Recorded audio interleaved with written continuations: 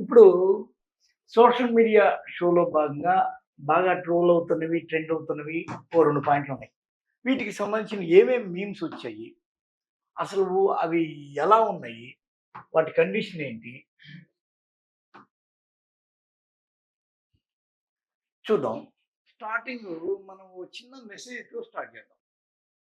మీరు ఒక మంచి దీంతో స్టార్ట్ చేద్దాం.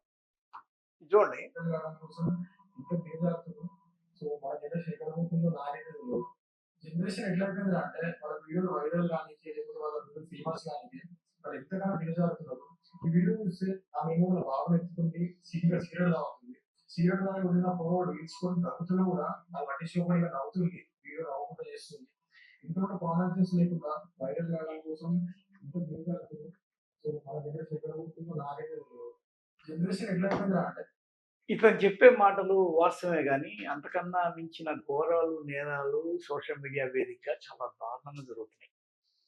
వాటిని మనము చెప్పుకోవడానికి కూడా వీల్లేని విధంగా లైవ్ పెట్టి ఇంటర్ కోర్స్‌లో పాల్గొంటున్న వాళ్ళున్నారు. నాకైతే పిచ్చి పీక్ స్టేజ్ జరిగింది. బట్టలిప్పేస్తున్నారు. ఏదేదో అక్కడికక్కడే బట్టలు మార్చుకుంటున్నారు. వాళ్ళకి వాళ్ళు ముద్దులు పెట్టుకుంటారు, కౌగిలించుకుంటారు. ఘోరమైన ప్రాబ్లమ్స్ అన్నిటిని కూడా తెర మీదకి తీసుకొచ్చేస్తున్నారు. ఇంట్లో మొగుడు పెళ్ళాల లాగా కొద్దిగా గౌరవనీయంగా ఉన్నవాళ్ళు, సభ్య సమాజంలో మేము పాత్రధారులమే, కీలక సూత్రధారులమే అన్నవాళ్ళు కూడా, ఈ రోజున తెర మీద సోషల్ మీడియా ఒకటొచ్చేసరికి ఫోన్ ఇట్లా అడ్డం పెట్టుకొని వాళ్ళు చేస్తున్న వన్నెలు, చిన్నెలు ఒక్క రేంజ్‌లో ఉంటాయి. ఈ రేంజి అనేది మనకి అసలా దీనికి ఇతనన్నట్టుగా మనం ఈ జనరేషన్ ఎటబోతుందో ఏంటో అనే దానికి అంతు లేదు. అయిపోయింది అంతే. అది క్లీన్ బౌల్డ్. సంసారాలు కూలిపోతున్నాయి. ఎన్నెన్నో వ్యవహారాలు లాభాలు ఉంటున్నాయి. అంతే స్థాయిలో నష్టాలు కూడా ఉంటున్నాయి సోషల్ మీడియా వచ్చాక. వాటిని అలర్ట్ చేయడం కోసమే మనం ఈ షో చేస్తున్నాం. ఇప్పుడు ఇంతకీ ఈ రోజున ఇంకొక్కసారి అతను ఏం చెప్తాడో విందాం. ఎందుకంటే అతను చెప్పింది చాలా కీలకమైన మెసేజ్. అంటే వాళ్ళ వీడియోలు వైరల్ కానీకి లేకపోతే వాళ్ళ వీడియోలు ఫేమస్ కానీకి వాళ్ళు ఎంతగానో దిగజారుతున్నారు. ఈ వీడియో చూస్తే ఆమెమో వాళ్ళ బాబుని ఎత్తుకుంది చూడండి. సిగరెట్ తాగుతుంది. సిగరెట్ తాగి వదిలిన పొగవాడు ఈడ్చుకొని తగ్గుతున్నా కూడా వాళ్ళు పట్టించుకోకుండా ఇలా నవ్వుతుంది. వీడియో నవ్వకుండా చేస్తుంది. ఇంత కూడా కామన్ సెన్స్ లేకుండా వైరల్ కావడం కోసం ఇంత దిగజారుతుంది. సో మన జనరేషన్ ఎక్కడ పోతుందో నాకైతే తెలియదు. జనరేషన్ ఎట్లా అయిపోయిందా అంటే అతను అవునన్నా, కాదన్నా చాలా మంచి మాట చెప్పాడు. మామూలుగా అయితే సిగరెట్ స్మోకింగ్ అనేది పాజింగ్ ద్వారా కూడా ఇతరులకు హాని కలుగుతుందని చెప్పి మనం సినిమా హాళ్ళలో, బస్ స్టాండ్‌లు, రైల్వే స్టేషన్‌లో బస్సులు, ట్రైన్‌లు 10 మంది సమూహం కూడుకున్న చోటన ఒకానొక నో స్మోకింగ్ బోర్డులు పెట్టడమే కాకుండా వాళ్ళని చాలా సీరియస్‌గా శిక్షిస్తూ మనం చాలా జాగ్రత్తలు తీసుకుంటున్న పరిస్థితులున్నాయి.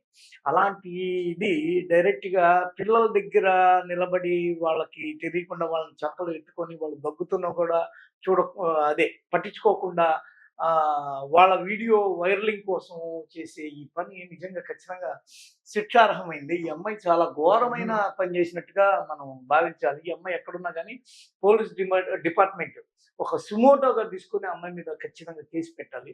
ఎందుకంటే మనం స్మోకింగ్ మీద చాలా ఘోరమైన, చాలా తీవ్రమైన దీనిలో వెళ్తున్నాం.